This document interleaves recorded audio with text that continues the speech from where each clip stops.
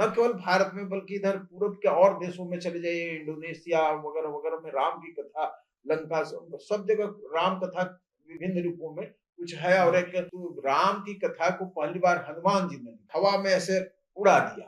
तो जहाँ-जहाँ वह पन्ने गए वहाँ फिर अपने तरह से लोगों ने रामायण में कि जो समाज के ऊपरी तबके के जो लोग थे, वह जो कुछ गढ़ सकते थे, उन लोगों ने एक सगुन राम की कथा गढ़ी। कौशल्या जैसे कि ठीक है, मेरे पति का मांस तुम लोग खा जाओगे, लेकिन उसकी खाल हमको दे देना। वाल्मीकि ने अपने तरीके से रखा, कंब ने अपने तरीके से रखा। हिंदुस्तान को राम पर नाज है और वह उसे हम इमाम हिंद समझते हैं। फागुन के उल्लास के बाद का महीना चैत का आता है, मार्च के बाद अप्रैल का। और इस अप्रैल महीने में दो ऐसे महापुरुषों के को याद करने का अवसर देता है जो हमारे जीवन में और आधुनिक भारत के निर्माण में जिनकी बड़ी भूमिका रही। पहला तो है हमारे लोक जीवन में बसे श्री राम के बारे में, जिनका जन्म रामनवमी के दिन होता है। और दूसरा आधुनिक भारत के निर्माण में जिनकी बड़ी भूमिका रही, संविधान निर्माता बाबा साहब आम्बेडकर के परिनिर्वाण का दिवस भी आता है इसी अप्रैल महीने में। लेकिन आज हम बात करना चाहेंगे भगवान श्री राम के बारे में कि आखिर मर्यादा पुरुषोत्तम भगवान श्री राम, जिनके बारे में हजारों साल से वो कहानियों में, कथाओं में न जाने कितनी बार हमारे जीवन में आते हैं।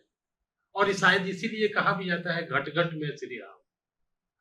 आप जहां भी जाएं आप श्री राम को देखते हैं। और समय के साथ साथ उनके चरित्र को लेकर, उनकी मर्यादाओं को लेकर, उनकी नैतिकता को लेकर तमाम तरह की बातें होती रही हैं। दोस्तों, मैं हूं अजय कुमार, प्रभात खबर खास कार्यक्रम समय से संवाद में आज हम इन्हीं विषयों पर बात करेंगे, श्री राम के बारे में कि राम को अपने जीवन में कैसे देखें, उनके आदर्श को, उनकी नैतिकताओं को और उनके पूरे जीवन दर्शन को आज की युवा पीढ़ी, आज का भारत, आज का हमारा समाज कैसे श्री राम को अपनाए और अपने जीवन को उनके जरिए बेहतर बनाने की कोशिश करें। इस विषय पर हम बात करेंगे हमारे समय के महत्वपूर्ण हस्ताक्षर और वैचारिकी के लिए जाने माने नाम श्री प्रेम कुमार मणि जी। 70 के दशक से लगातार ये सक्रिय रहे लेखन के क्षेत्र में और वैचारिकी को लेकर काफी मुखर रहे हैं और समय समय पर इनकी टिप्पणियां, इनका नजरिया लोगों को काफी पसंद आता है, सराहे जाते हैं। तो रामनवमी 6 अप्रैल को होने वाला है और यह मौका था कि हम श्री राम के बारे में प्रेम कुमार मणि जी से बातचीत करें। आपका स्वागत है मणि जी। तो हमारा संदर्भ यही है, श्री राम को हम कैसे देखें या अपने जीवन में कैसे उतारें। आपने राम के बारे में भारतीय समाज और इतिहास के संदर्भ में उनके महत्व को संक्षेप में रखा भी है और मैं सहमत होता हूं उससे। देखिए, किसी भी राष्ट्र और समाज में केवल इतिहास ही महत्वपूर्ण नहीं होता है, उसकी पौराणिकता बहुत ही महत्वपूर्ण होती है। न केवल भारतीय समाज में बल्कि ग्रीक और दूसरे जो चीन का समाज है, जहां भी पुराने समाज रहे हैं वहां पौराणिकता बहुत गहरी होती है और उनका अपना महत्व होता है। ग्रीक मैथोलॉजी में अपनी उसका अपना इतिहास है और वहां भी बड़े जो महाकाव्य लिखे गए हैं। अब जैसे होमर ने लिखा है उनका जो ओडिसी और इलियड और ओडिसी जो उनका जो है, तो वो अपने समाज में कोई वहां का ऐसा बड़ा फिलासफर, कोई ऐसा राजनेता नहीं है जो इनसे परिचित नहीं होता है। वह उस समय के जनजीवन को, उनके मानसिक द्वंद को समझने में हमें सहायक होता है, सहायता देता है। भारतीय समाज में राम, कृष्ण और शिव हमारे पौराणिकता के नायक हैं और इनके बिना भारतीय समाज पर हम कोई बात ही नहीं कर सकते। कुछ लोग हैं जो इन्हें लेकर के अ, ऐसे कलह पैदा करना चाहते हैं, जो दुखद होता है। लेकिन दरअसल इन सारे लोगों ने, राम हो, कृष्ण हो, शिव हो, सब ने प्रेम और सद्भाव के पाठ किए। हम लोगों को कहा है कि देखो, जिंदगी बहुत ही महत्वपूर्ण चीज है और जिंदगी को समझो, या हमारी अपनी परंपरा को समझो। परंपरा में कौन सी चीज रखने लायक है, कौन सी चीज हटा देने लायक है, इसको भी समझो। इन सब लोगों ने हमें यही समझाया है।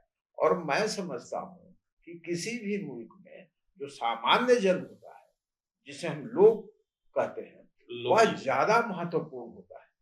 गांधी बार बार लोक के पास आते थे, जनता के पास आते थे और जनता के से वह सीखते थे। उन्होंने हमेशा उसी पर भरोसा किया। पढ़े लिखे लोगों पर, विद्वान लोगों पर उन्होंने भरोसा नहीं किया। वह जानते थे कि वह जो गांव में है, जो गरीब हैं, जो हमारी महिलाएं हैं, और जिन्हें समझा जाता था कि ये लोग राजनीति को क्या समझेंगे, ये लोग सामाजिक बदलाव को क्या समझेंगे, आजादी के भाव को क्या समझेंगे। नहीं, उन्हीं लोगों के बीच से वह ताकत निकाली गांधी जी ने कि वो एक दुनिया के नायक के तौर पर उभरे। तो राम, कृष्ण, शिव ये वैसे ही हीरो हैं। इनसे हमेशा जनता ने तादाद में रखा है। राम को लेकर के कितने ही काव्य लिखे गए। वाल्मीकि ने लिखा, तुलसीदास ने लिखा, कंब, दक्षिण भारत में कंब रामायण है, उन्होंने लिखा। और रामानुजन की एक किताब है 300 रामायण, 300 रामायण, उनकी एक किताब भी है, इस पर थोड़ा विवाद भी हुआ था। लेकिन वह फादर कामिल मुल्के ने जो राम कथा का इतिहास लिखा है और उसके जो ओरिजिन और बतलाया कि कितने तरह की राम कथा है, और यह पूरे न केवल भारत में बल्कि इधर पूरब के और देशों में चले जाइए, इंडोनेशिया वगैरह वगैरह में राम की कथा, लंका, सब जगह राम कथा विभिन्न रूपों में कुछ है। और एक हमारे यहाँ लोकोक्ति है कि तो राम की कथा को पहली बार हनुमान जी ने लिखा और उन्होंने हवा में ऐसे उड़ा दिया, तो जहां जहां वह पन्ने गए वहां वहां फिर अपने तरह से लोगों ने रामायण रची। और अब समझ सकते हैं कि इसमें भाव क्या है। भाव यही है कि वह कोई एक जगह स्थिर नहीं है। कथा जरूर होगी वह अयोध्या की, लेकिन वह अयोध्या की कथा नहीं होती है। साहित्य होता यही है कि वह एक आदमी की कथा हो सकती है, एक के जीवन की कथा हो सकती है। रेणु जब मैला अंचल लिखते हैं तो वह मेरीगंज की कथा है, लेकिन वह भारत के 6 लाख गांवों की कथा बन जाती है। वैसे ही रामायण, राम जो है वह केवल एक जगह की कथा नहीं है, एक व्यक्ति की कथा नहीं है, एक परिवार की कथा नहीं है, वह हर परिवार की कथा बन जाती है। इसलिए हमारे लोहिया जी कहते थे कि वह राम पर ज्यादा जोर नहीं देते, रामायण पर जोर देते थे, राम कथा पर जोर देते थे। और राम को अनेक रूपों में लोगों ने देखा है। आदिवासियों ने अपने तरीके से देखा, उनको निर्गुण पंथियों ने, कबीर वगैरह ने अपने तरीके से देखा। कहा कि मैं तो मुतिया राम की, जी, मैं तो कुतिया राम की, मुतिया मोरो नाम, मैं तो राम की कुतिया हूं, मैंने बिल्कुल उनका अनुयायी हूँ। अब आप सबको, रैदास के अपने तरीके के राम थे, अनेक सभी निर्गुण जो कवि हैं उनके राम हैं। और उन्होंने कहा कि दशरथ नंदन राम से थोड़ा अलग है, वह निर्गुण राम है, लेकिन वह राम मैं ही देखा पूरे समाज को। उन्होंने उस राम से उन लोगों ने शक्ति ग्रहण की। इसमें एक ऐसी रही जो सगुण मानती है और एक धारा निर्गुण की, जिसके बारे में आप बोल रहे हैं, कबीर और बाकी जो चरित्र है पूरा, उनका व्यक्तित्व कह सकते हैं आप, कि उसको अपने तरीके से देखा और परखा और लोगों से अपील भी की अपने उस समाज से कि भाई राम हमारे लिए क्यों महत्वपूर्ण है, उन्होंने बताया। तो ये सगुण और निर्गुण का जो पूरी एक धारा है, इसको आप कैसे देखते हैं? तुलसीदास की एक पंक्ति है, सगुन नहीं अगुन नहीं, नहीं कुछ भेदा। सगुन और अगुन में कोई भेद नहीं। देखिए, मैं जो समझता हूँ कि जो समाज के ऊपरी तबके के जो लोग थे, वह जो कुछ गढ़ सकते थे, जिनके पास शब्द थे, जिनके पास मंदिर थे, जिनके पास भाव थे, उन लोगों ने एक सगुन राम की कथा गढ़ी। और जो काम करने वाले मेहनत कश तबके के किसान, कारीगर लोग थे, इन लोगों ने निर्गुण राम की कथा गढ़ी। अब कथा क्या, एक जो उपस्थिति अपनी दी, जो रैदास हों, कबीर हों और ऐसे सारे सारे लोगों ने इनके राम जो थे, किसानों के राम, उनके बिल्कुल निर्गुण राम है, बस वो राममय होते हैं, वह वो अपने दिल में बैठा है। वह कई तरह के जो हमारे यहाँ भेदभाव थे उसके कारण वो मंदिर में नहीं जाते थे, तो कहा कि मैं तो उस राम को अपने दिल में बैठा लेता हूँ। स्त्रियों ने अपने तरीके से राम को देखा। अब इसलिए मैं कहता हूँ कि जो लोकगीतों में लोकगीतों में हमारे यहाँ, मैं मगही इलाके का हूँ, बिहार के मगध क्षेत्र का, और यहाँ कौशल्या गीत गा रही हैं, लोकगीतों में है कि वह बारिश हो रही है, घनघोर बारिश हो रही है, और कौशल्या अपने राजमहल में विलाप कर रही है कि राम और सीता और लक्ष्मण जो जंगल में गए हैं, तो भीगत हुई है राम लखन दोनों भाई। राम और लखन दोनों भाई भीग रहे होंगे। अब समझिए, राजमहल में बैठी हुई माँ कौशल्या अपने बच्चों के लिए वह विलाप कर रही है।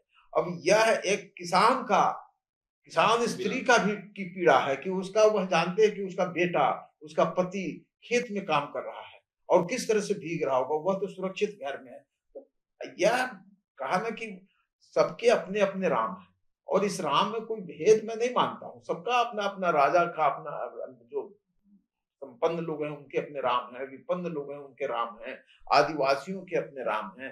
एक गीत है जिसमें एक हरिणी जो है और हिरण, वह दोनों का प्रसंग आता है, और रामनवमी के छठी के दिन वह, उसको लग रहा है कि यह जो हिरण को उस दिन पका करके खाया जाएगा, और वह जाकर के विलाप कर रही है कौशल्या जैसे कि ठीक है, मेरे पति का मांस तुम लोग खा जाओगे, उनके जन्मदिन के दिन पका करके मांस खाया जाएगा, लेकिन उसकी खाल हमको दे देना, और उसको मैं पेड़ पर या कर दूंगी, टांग दूंगी, और देखते रहूंगी, थोड़ा सा भ्रम होगा मुझे अपने हिरण के होने का। अब आप समझिए कि क्या पीड़ा है। वह भी तो राम की कथा, और राम की कथा को अपने तरीके से लोगों ने रखा हुआ है। तुलसीदास ने राम की कथा को अपने तरीके से रखा, वाल्मीकि ने अपने तरीके से रखा, कंब ने अपने तरीके से रखा। तो अल्लामा इकबाल की भी आपने चर्चा की, अल्लामा इकबाल ने उसको राम को इमाम हिंद कहा जी, कहा कि मुझे हिंदुस्तान को राम पर नाज है, और वह उसे हम इमाम हिंद समझते हैं। उस इस सारे राम में हम यह समझते हैं कि राम का संस्कृत में डिक्शनरी में देखिएगा, आपके डिक्शनरी में उसका एक अर्थ है मनोहर। तो वह मनोहर चरित्र है, और वह हमें सुंदर बनाने की कोशिश करते हैं। राम का एक रूप है, विजन ऑफ इंडिया एक लेख है रविन्द्रनाथ टैगोर का, तो उन्होंने अब राम कथा की अपने तरीके से व्याख्या की। वह कहते हैं क्या कि अब राम 4 भाई हैं, 2 भाई वशिष्ठ के यहाँ पढ़ने चले जाते हैं, और 2 भाई विश्वामित्र के यहाँ आ जाते हैं। वह विश्वामित्र बक्सर में रहते हैं, राम और लक्ष्मण वहां आते हैं। उन्हें मालूम है कि इन लोगों को तो राजा बनना है, तो राजनीति की शिक्षा देनी है, और राजनीति की शिक्षा जो देते हैं उसके 3 आधार हैं। क्या? पहला आधार है अहल्या उद्धार। अहल्या मतलब जो हल के अधीन भूमि न हो उसको हल के अधीन लाना, मतलब अजोतकर कृषि भूमि को जोतकर बनाना, अर्थात कृषि का उत्पादन बढ़ाना। चूंकि उस समय इंडस्ट्रियलाइजेशन तो था नहीं, तो कृषि में उत्पादन को बढ़ाना, अर्थात उत्पादन को बढ़ाना, सरप्लस उत्पादन करो, ज्यादा उत्पादन करो, इस पर जोर है। दूसरा जोर है ताड़ का वध, मतलब जो समाज विरोधी तत्व हैं, असामाजिक तत्व हैं, उनको काबू में लाना, उनका वध करना, हटाना, मतलब कानून का राज स्थापित करना। और तीसरा है सीता विवाह। सीता अयोनिजा है, योनि से जन्मी हुई नहीं कहा गया है, जो उन्हें कहा गया कि खेत में फेंकी हुई थी, मतलब उनके जाति गोत्र का कोई पता नहीं। लेकिन विश्वामित्र जोर देते हैं कि सीता से आपको विवाह करना है, यह शिव धनु उठाओ। राम उसे प्रशिक्षित करते हैं, प्रेरित करते हैं कि राम तुम सीता के विवाह का धनुष, शिव धनु जो है, कल्याण का धनुष जो है, वह तुम उठाओ। और इसका मतलब क्या हुआ, हम लेंगे कि वर्ण और जाति के परंपरा को थोड़ा कमजोर करना, उस पर ध्यान नहीं देना। तो मैं समझता हूँ कि आज भी राजनीति के लिए यह महत्वपूर्ण है कि उत्पादन को बढ़ाना, कानून का राज स्थापित करना और भारतीय परिप्रेक्ष्य में वर्ण और जाति को थोड़ा कमजोर करना, उस धारा को। उसमें हम अब संप्रदाय को भी जोड़ सकते हैं। वर्ण, जाति और संप्रदाय के भाव को हम कम करें, उसको हम उस पर जोर न दें और उसको हम थोड़ा कम, क्योंकि वह एक उदारता है। तो सीता जैसे स्त्री से विवाह करना, वह स्त्री पक्ष का मैं समझता हूं कि सबसे बड़ा उदाहरण है कि जब हम विवाह के मामले में राम को बहुत सारी लड़कियां मिल सकती थी, लेकिन वह एक ऐसी लड़की से शादी करते हैं जिसका सचमुच उनके पिता का पता नहीं है, खेत में मिली हुई है। आज भी वैसी लड़की का विवाह बहुत मुश्किल हो सकता है, लेकिन राम वैसी लड़की से विवाह करते हैं। आप समझिए कि राम का रामत्व कितना बड़ा है। और वह फिर जब बाद में जाते हैं, वनवास पर जाते हैं, तो वह उसकी एक कथा अलग है कि वह क्या उनके यहाँ गृह कलह होता है और वनवास पर जाना पड़ता है। उस वनवास में आप देखिए कि जैसे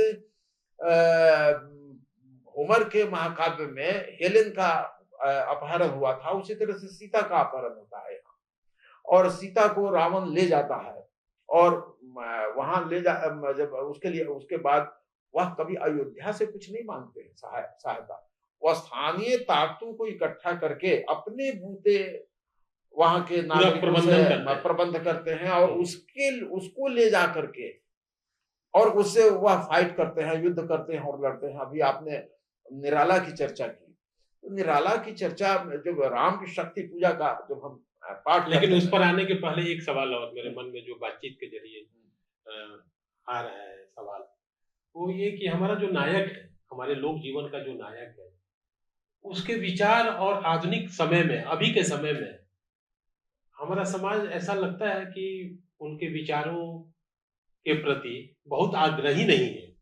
उनके प्रति है, उनके व्यक्तित्व के प्रति है, उनके विचारों को आत्मसात करने के प्रति आग्रही नहीं है। मैं समझता हूं कि अब इस पर कोई एक राय नहीं हो सकती है। राम ने आज भी, अब गांधी राम से प्रभावित थे, उस राम से प्रभावित होकर के उन्होंने अपना एक सेकुलर आधुनिक चरित्र बनाया था। मैं समझता हूँ कि गांधी से ज्यादा आधुनिक हमारे पिछले सदी में कोई शायद ही हुआ, बहुत आधुनिक थे। उन्होंने कर्म सूचिता को तोड़ा, स्त्रियों को मुख्य धारा में लाया, किसानों को राजनीति में लाने की कोशिश की। तो किसान आंदोलन से उन्होंने शुरू किया था, चंपारण में किसान आंदोलन से अपना राजनीतिक शुरुआत की थी भारत में। और वह राम से प्रभावित है, राम के व्यक्तित्व से प्रभावित है। राम के नाम से कोई राम का वो पाठ नहीं करते रहते थे, लेकिन वो राम के व्यक्तित्व हे राम कहते हुए मारे गए। मरने के पहले उन्होंने हे राम ही दिया, मतलब राम के प्रति उनकी श्रद्धा और उनका समर्पण आप देख सकते हैं। सकारात्मक और नकारात्मक तो आप जनता पर निर्भर करता है कि कैसे। तो मैं अभी भी समझता हूँ कि भारत की ज्यादातर जनता राम को सकारात्मक अर्थ में लेती है। राम का नाम लेकर के लोग महामारियों से जूझ रहे हैं, राम का नाम लेकर के लोग भूख से, अज्ञान से, सबसे जूझ रहे हैं। संकटों में जो गरीब आदमी के पास कुछ नहीं होता है, उनके पास केवल राम नाम होता है। और जब रामलीला देखता है तो एक आदमी क्यों भावुक होता है, वह देखता है कि हर गरीब, एक गरीब के स्त्री की तरह राम की पत्नी का भी अपहरण होता है, और उसके लिए वह जो यह करते हैं, जो संघर्ष करते हैं, तो वह लड़ाई हथियारों के साथ नहीं हुई थी, बहुत जो उपलब्ध हथियार थे। इसलिए तुलसीदास ने लिखा है, रावण रथी विरथ रघुवीरा। रावण रथी था, मतलब उसके पास सारे टैंक, तोप, सब कुछ उसके पास थे। उस समय के जो हथियार थे वो सब उसके पास, रथ उसके पास थे। ये लोग तो विरथ, गाड़ी भी नहीं थी, विरथ थे, खड़ा होकर के लड़ रहे थे, लेकिन इनकी जीत होती है। यह संदेश, यही तो संदेश है रामायण का। इसीलिए मैं समझता हूँ कि अभी जो आपने कहा कि गांधी दूसरे, क्यों लोहिया रामायण मेला की बात करते थे। उन्होंने कहा कि रामायण मेले आयोजित किए। उस रामायण मेले से एक राजनीतिक ताकत निकलने की भी उम्मीद थी, और उन्होंने बतलाया कि कैसे उनका राम जो है वो रामायण मेला किस तरह से आधुनिक और समाजवादी समाज बनाने में भी सहायक हो सकता है। यही तो लोहिया ने कहा। लोहिया के राम अपनी तरह के राम है। इसीलिए मैं कहता हूँ कि पौराणिकता का हमको तो प्रयोग करना पड़ेगा, अपने मिजाज से करना पड़ेगा। जी, लोहिया जी का भी जिक्र किया आपने, तो उनकी एक लाइन काफी प्रसिद्ध है कि भारत माता हमें शिव का मस्तिष्क दो, कृष्ण का हृदय दो और राम का कर्म और वचन दो। यही तो ये जो पंक्तियां हैं पूरे फिलॉसफी, हाँ, पूरी फिलॉसफी है, और यह भारतीय संस्कृति और भारतीय दर्शन को भी अपनी तरह से व्यक्त करता है। आप देखिए, यही इसीलिए लोहिया याद किए जाते हैं। शिव जैसा मस्तिष्क दो, मस्तिष्क शिव जैसा, वह ज्ञान के आगार है शिव, वह अद्भुत अजन्मा है। वो ये दोनों का तो जन्म होता है, लेकिन शिव का जन्म कोई नहीं जानता है।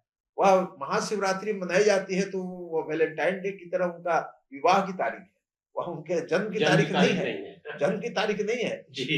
इन लोगों के विवाह की या इन लोगों के जन्म की तारीख है। राम और कृष्ण का जन्म होता है, लेकिन शिव का कहीं जन्म नहीं होता। तो मस्तिष्क शिव का, हृदय कृष्ण का। कृष्ण अद्भुत है हृदय, वहां वह मस्तिष्क को कई बार गौण कर देते हैं और हृदय को प्रभावी कर देते हैं।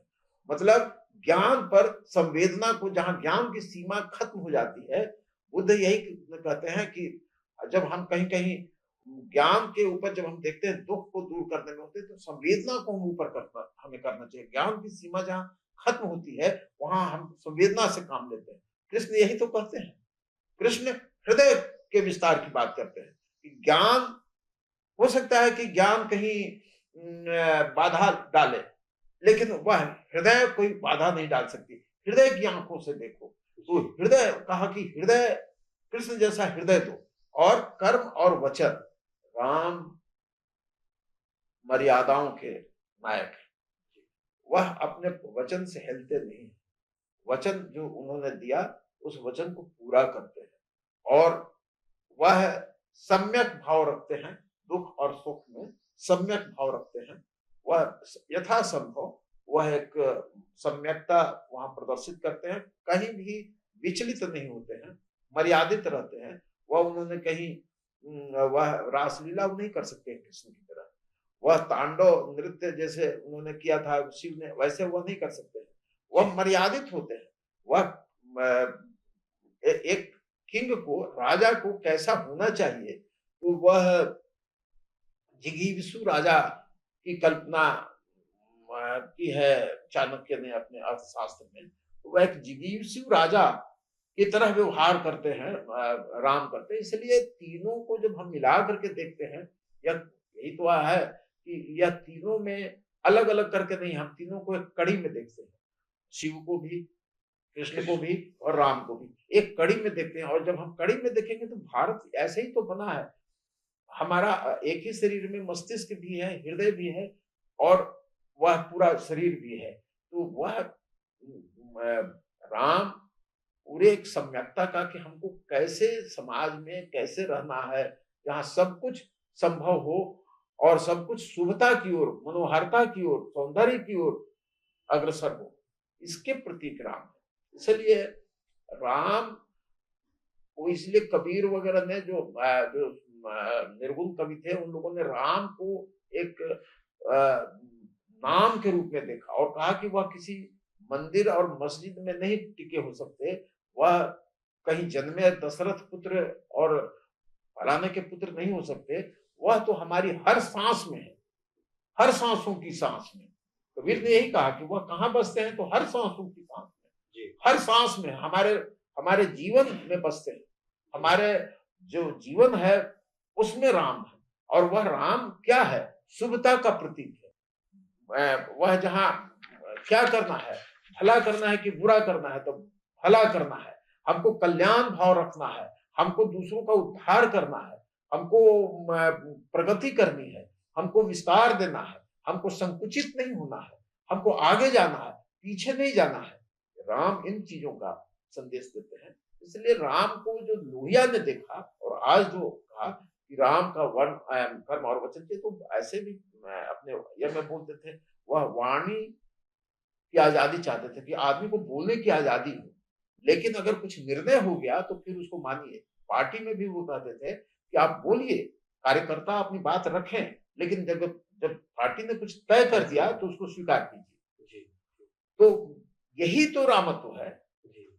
और इन सब लोगों ने, वो गांधी हो या राम, वह लोहिया हो या और दूसरे कोई भी हो, और राम को अगर इन व्यापक अर्थों में देखेगा तो राम से एक शक्ति, सकारात्मक शक्ति उपजेगी। और फिर कोई कहेंगे कि राम को झगड़ा करने के लिए राम को हम कॉपी बनाना चाहेंगे कि हम किसी एक ऐसी सत्ता का कि जो हम किसी को इसके साथ अपमानित करें, क्यों नहीं। राम किसी को अपमानित करने के लिए नहीं है, राम सबको किसी को तंग तबाह करने के लिए नहीं है।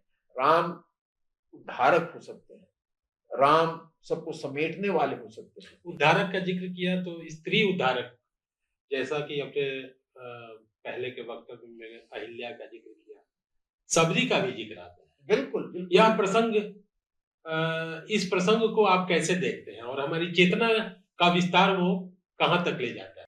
सबरी पर और राम के संबंधों पर लोहिया जी का एक प्रवचन दिए। वह सबरी एक भील स्त्री या एक आदिवासी स्त्री, राम उससे संवाद कर रहे हैं, उसके जूठी बेर खा रहे हैं। आप समझ रहे हैं, वह एक राजकुमार जो फिर जाकर राजा बनता है, एक सबरी से के हाथ का उसका आतिथ्य स्वीकारता है, वह जूठे बेर खाता है। अहिल्या, अहिल्या की जो स्त्री का पक्ष लेते हैं, तो राम, हमने टैगोर का एक पक्ष रखा हुआ, अहिल्या को दूसरे अर्थ में लिखा, अजोत्कर स्त्री कृषि के रूप में उन्होंने देखा। लेकिन जो है हमारे यहाँ अहिल्या उद्धार, मतलब कि अहिल्या के यहाँ गए थे। वैसी स्त्री है अहिल्या, गौतम ऋषि की पत्नी है, और जिनको पति ने त्याग दिया है। अब वैसी परित्यक्ता के यहाँ तो कोई जाता नहीं है, उसको बहुत अशुभ और बहुत अपावन समझा जाता है।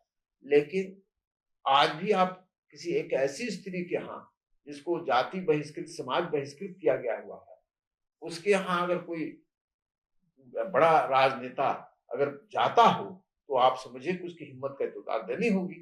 राम वहां जाते हैं और उसकी गतिशीलता उसके बाद आ जाती है। अब जब राम ही चले जाते हैं तो उसके यहाँ तो फिर सब लोग चला जाएगा।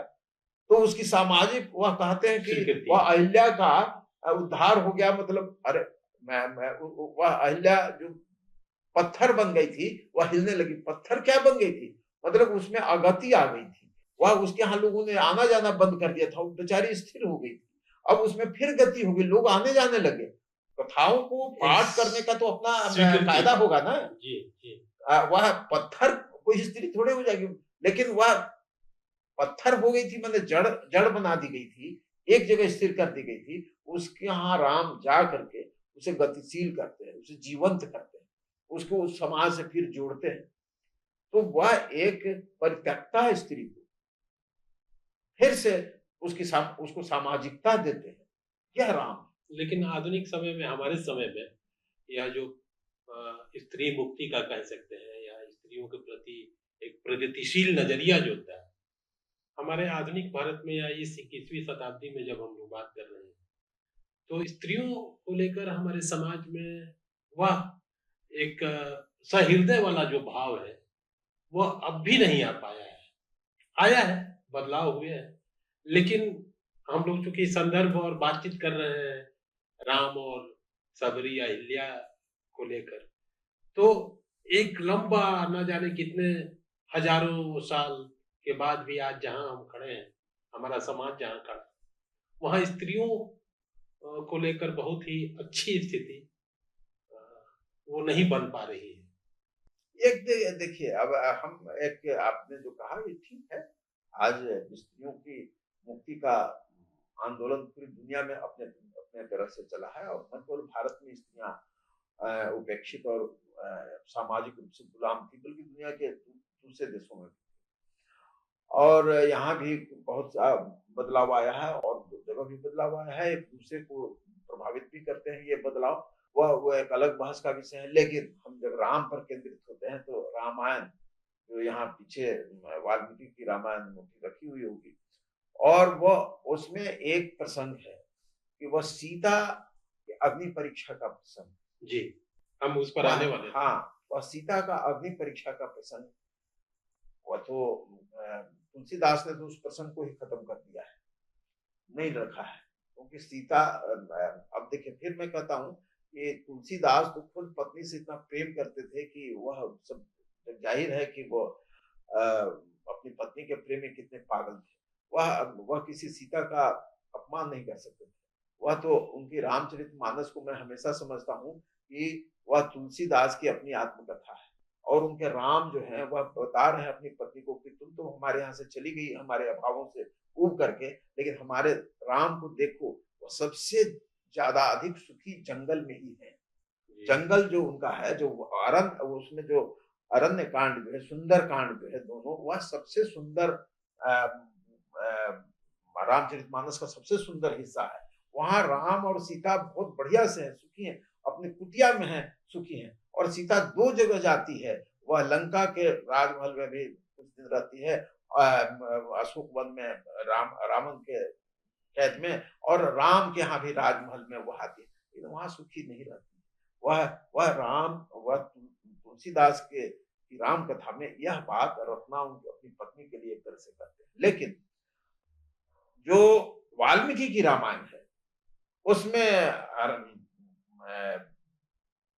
वह जो अग्नि परीक्षा की चर्चा है, लेकिन अग्नि परीक्षा के पहले सीता राम से प्रश्न करती है। ऐसे नहीं है कि अग्नि परीक्षा तुरंत दे दिया है, पहले प्रश्न करती है। और मैं समझता हूं कि दुनिया के साहित्य में जो सीता का वह जो डायलॉग है, संवाद है, मैं भूल रहा हूँ अभी संस्कृत का वो डायलॉग है, वह अभी मैं उसे भूल रहा हूँ, मैं सीधे नहीं कह सकता, उसका भाव बता सकता हूँ। वह सीता कहती है राम से कि ठीक है मैं अग्नि परीक्षा दूंगी, लेकिन मेरे सवाल का पहले आप जवाब दो। एक स्त्री का स्त्रीत्व क्या होता है? वह कहती है कि जब विवाह होता है तो विवाह के समय कोई स्त्री अपने स्त्रीत्व को अपने पति को सौंप देती है और पत्नीत्व ओढ़ लेती है। मतलब विमेनशिप वह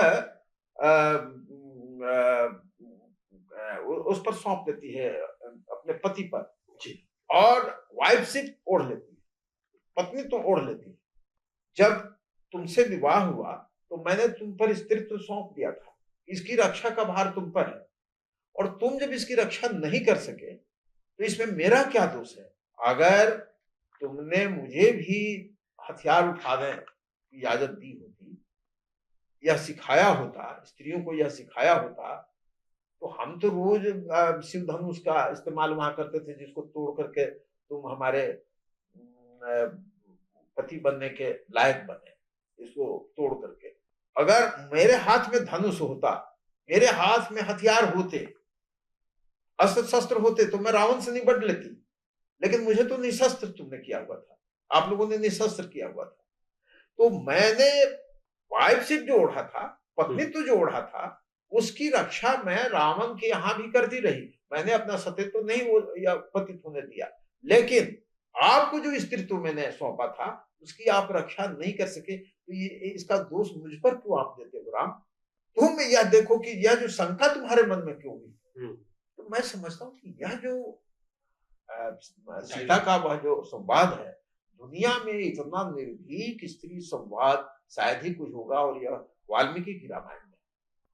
और आप देखिए कि बहुत कुछ मिलेगा, वह 24,000 श्लोकों का संकलन है और इतनी चीजें मिलेंगी। इसलिए मैं कहता हूं कि आधुनिक समाज के लिए आप कहते हैं, स्त्रियों के सवाल पर कहते हैं, दलितों के सवाल पर कहते हैं, पहली बार हुआ है कि किसी में हनुमान के बिना कोई राम दरबार नहीं बन सकता है, कोई राम दरबार हनुमान के बिना नहीं बन सकता है। सीता की उपस्थिति जो वहां होती है, वह एक अयोनिजा स्त्री वहां महारानी बनती है, उनकी पत्नी बनती है, धर्म पत्नी बनती है, रानी बनती है। आप देखिए कि रामायण की कथा, राम कथा जो है वह उतने भर नहीं है, राम कथा भर ही नहीं है, राम और रावण के युद्ध तक ही नहीं है, उसके आगे जाता है। और आगे जाता है तो क्या है कि राम भी अगर कहीं विचलित होते हैं तो आगे की शक्ति जो है वह लवकुश के रूप में प्रकट होती है। लवकुश आते हैं और राम के अश्वमेध के घोड़े को थाम लेते हैं। यह जो राम कथा का विस्तार है, राम के ही अश्वमेध के घोड़े को थाम लेना, आप समझते हैं कितनी बड़ी बात है। यह निरंतर है, मतलब वह राम कथा का नायक बताता है, राम कथा का लेखक बताता है, रचयिता बताता है। राम और रावण का संघर्ष होता है, फिर राम जो है जब राजा बनते हैं उनमें भी कलुषता जब आती है, विकार तत्व उत्पन्न होते हैं, तो उसके जवाब के लिए राम, उन्हीं के बेटे लवकुश तैयार बैठे हैं, वह उस घोड़े को थामते हैं और फिर संभालते हैं स्थितियों को। इसलिए राम में मेरी राम कथा मुझे बहुत ही प्यारी है। राम के कथा को मैं समझता हूँ कि दुनिया का ऐसा काव्य है जिसका कोई उदाहरण नहीं मिलेगा। मैंने इलियड भी पढ़ा है, ओडिसी भी पढ़ा है, लेकिन वह मुझे पसंद है, ऐसी बात नहीं है।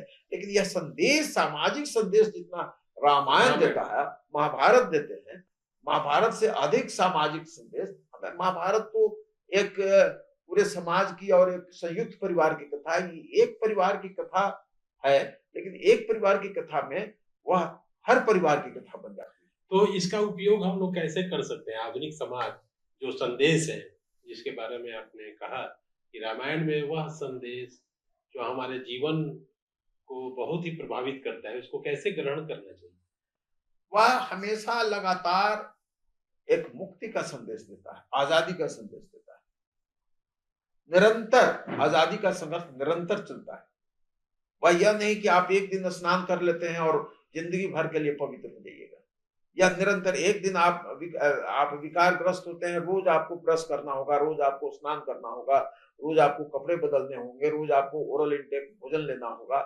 उसी तरह से रामायण यही तो बताता है कि एक निरंतर में वह जो हमारा जीवन का संघर्ष जो है एक निरंतरता में रहता है, और विकार आते जाएगा और वह फिर हटते जाएगा। एक एक चीज, रावण बहुत विद्वान आदमी था, लेकिन घमंड के कारण वह उसको पतित होना पड़ा, पराजित होना पड़ा। और राम जब राज सत्ता में आते हैं तो इनमें भी कुछ विकृतियां आती हैं, तो फिर लवकुश खड़े हो जाते हैं। तो यह निरंतरता जो है, यही तो हमारा जीवन राग है। लगातार हम शुभता की ओर बढ़ रहे हैं, लगातार हम अच्छाइयों की तरफ बढ़ेंगे, और कोई भी अच्छा हो गया है उस पर इतना यकीन मत करो कि वो हमेशा अच्छा ही रहेगा, वह गलत हो सकता है। तो उसी के विस्तार, उसके उन्मूलन के लिए उसी से उपजी शक्तियां, राम के ही पुत्र राम राज के विकृतियों का जवाब देने के लिए खड़े होते हैं, उनका घोड़ा थाम लेते हैं। वह उनका घोड़ा, और वहां भी फिर राम और रावण का युद्ध, जब राम और लवकुश का युद्ध भी होता है। अब राम की कथा में देखिएगा, राम और लवकुश दोनों लड़ रहे हैं, यहाँ फिर राम रथ पर हैं और लवकुश विरथ है।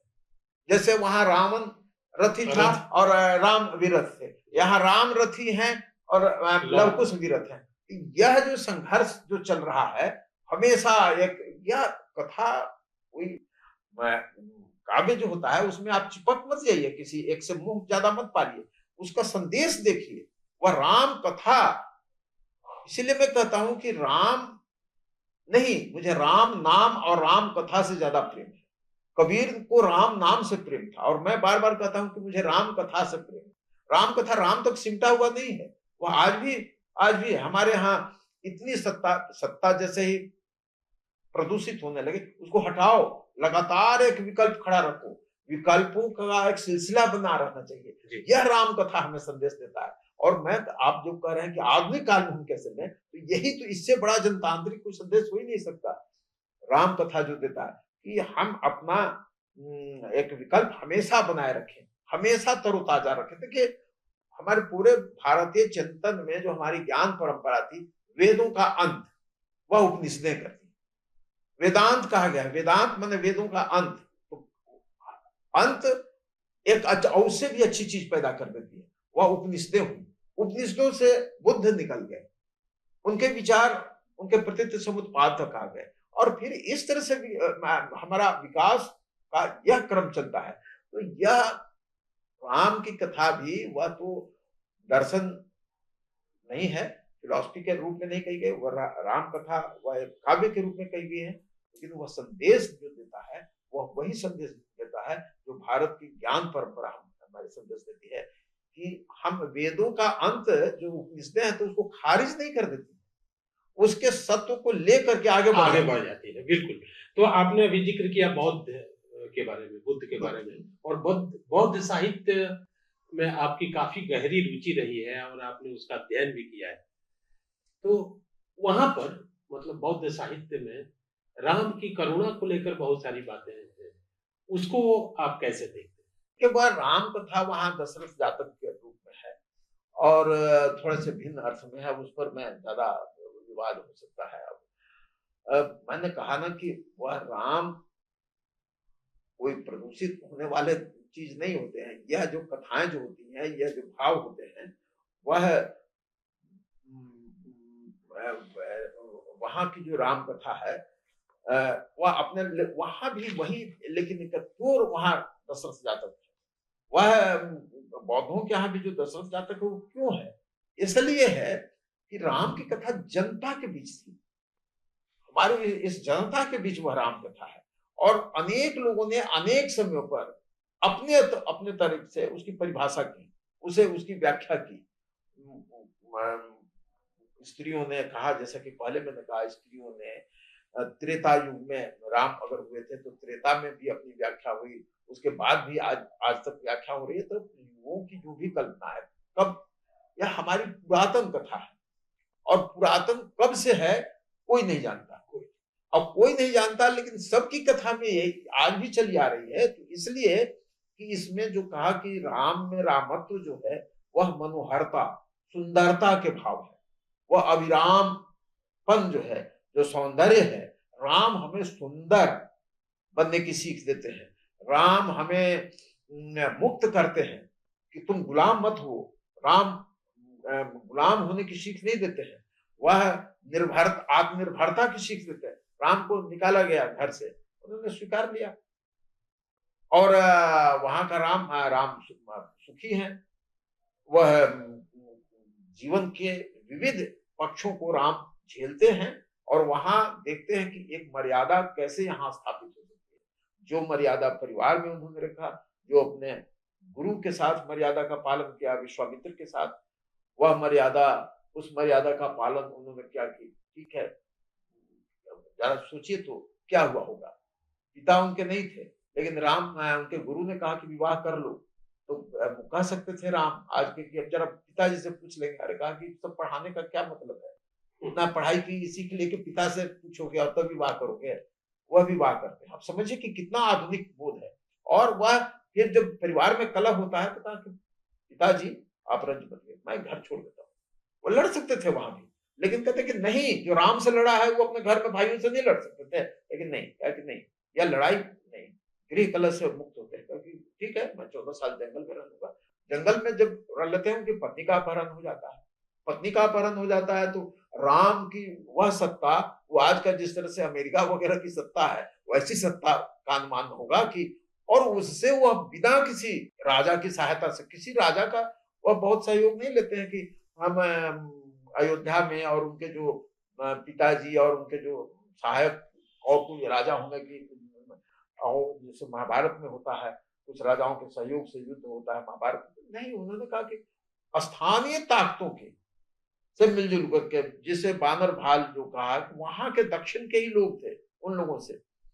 और देखिए, राम को जो प्रतीक माना सावरकर ने भी अपने हिंदुत्व का, तो वह उसमें, अब सावरकर की जो अपनी आलोचना होती है होगी, और उसमें नहीं पढ़ना चाहता हूँ, लेकिन वह जो उनके, या के मैंने जो सावरकर को भी जो पढ़ा और उनके हिंदुत्व की जो व्याख्या है, वह कहते हैं कि हिंदू तभी हुआ जब राम आकर के अनार्यों को उन्होंने आत्मसात किया, और अनार्यों से आर्य जब इकट्ठे हुए, दोनों मिल गए, तब हिंदू बना।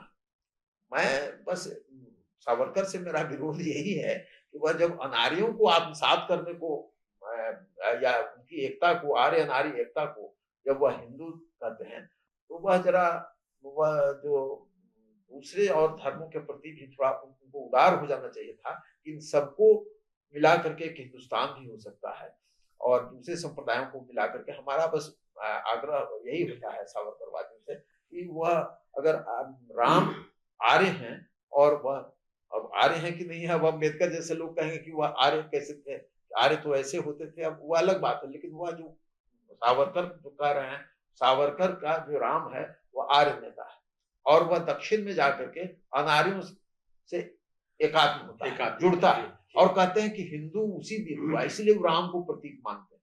सावरकर राम को प्रतीक, हिंदुत्व के प्रतीक है उनके राम, इसलिए कि दोनों को एक करते हैं। मेरा बस आग्रह यही है कि एक कदम और बढ़ो और दूसरों को भी अपने में समेट लो। जैसे वो कहते थे, टैगोर कहते थे कि हेथाय आर्य, हेथाय अनार्य, हेथाय द्राविड़ चीन, सक युचि मोगल पठान एके देहे भयो लीन। सब एक ही शरीर में लीन हो गए हैं। आर्य अनार्य मुगल पठान सबको हमको एक करके एक हिंदुस्तान, एक भारत की बात का मन बनाना है। मैं समझता हूं मेरा राम, मेरा कोई अगर राम हो सकता है तो वह राम ऐसे ही भारत को करना चाहता है कि सब इकट्ठे होकर के प्रेम से आगे बढ़ें, मुक्त हो, मर्यादित हो, जिसकी चर्चा लोहिया जी ने की है। और आज की राजनीति में उस भाव को भी देखें जो इसको टैगोर ने लिखा है अपने विजन ऑफ इंडिया में कि वह अहिल्या उद्धार मतलब उत्पादन पर जोर, कानून के राज पर जोर और वर्ण तंत्र के को थोड़ा कमजोर करने पर जोर, माने जाति निरपेक्षता का भाव, उत्पादन का बढ़ाओ और कानून का राज। तो ये तो आज की राजनीति के लिए भी हमारे लिए बहुत जरूरी है ना। इसलिए मैं कहता हूं कि राम के जितने अर्थ खोलेंगे, जितनी बार राम को उल्टेंगे पलटेंगे, उतने तरह के अर्थ निकलेंगे। हम भीतर हमारा क्या है, हमारा उद्देश्य अगर है भारत में शुभता, सौंदर्य और विकास का प्रबंधन हो, इसका विकास हो, तो हमको राम ऐसे देखेंगे। हमको लगेगा कि राम से दंगा फसाद कर देना है तो वो फिर उसी तरह के राम हो जाएंगे। तो एक महावीरी झंडा हमारे गांव के मंदिर में गड़ता था और हम लोग छोटे छोटे बच्चे वहां जो एक प्रसाद के लिए इकट्ठा होते थे। कितना सुनहरा अभी मौसम होता है, आप जरा देखिए। नवमी की तारीख, राम का एक रूप, हमारे राम स्वरूप वर्मा एक समाजवादी नेता थे जिन्होंने अर्जक संघ की स्थापना की। वह वो कहते थे कि इक्ष्वाकु वंश के राजा थे। वह कहते थे कि इक्ष्वाकु मतलब ईख पैदा करने वाले किसान, ईख से इक्ष्वाकु बना है। और कहा कि यह ईख पैदा करने वाले किसान आज जाट किसान हो सकते हैं, तो कहा कि उन किसानों के बीच कहीं होंगे। और वह गुड़ की भेली जैसे इस चैत में बनती है, तो गुड़ की मिठास की तरह रामनवमी का त्योहार किसानों के बीच आता हो, किसानों के नायक है।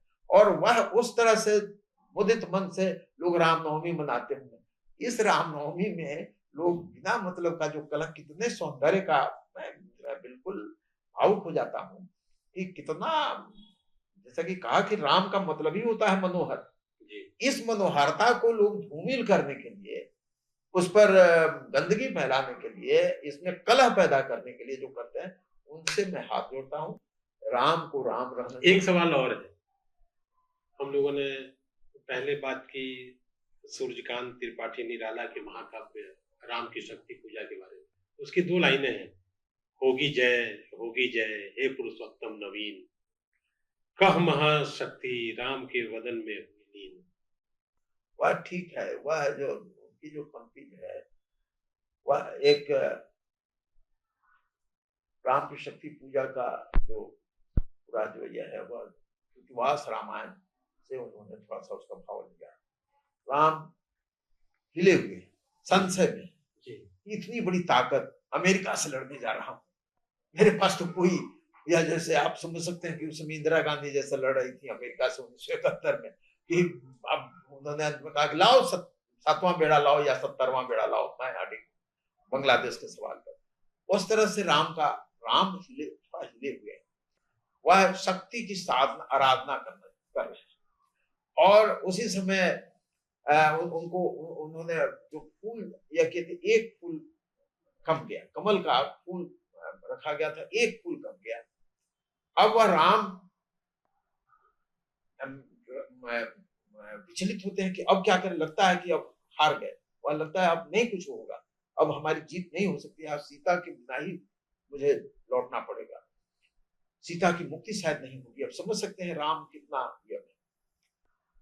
तो अब अंत में वो कहती, कह रही माँ तो कहती थी कि तुम्हारे नयन जो है वह राजीव नयन है, वह कमल की तरह के नयन। तुरंत इनका यह होता है तो एक नयन, एक आंख कोई निकाल करके मैं रख देता हूँ।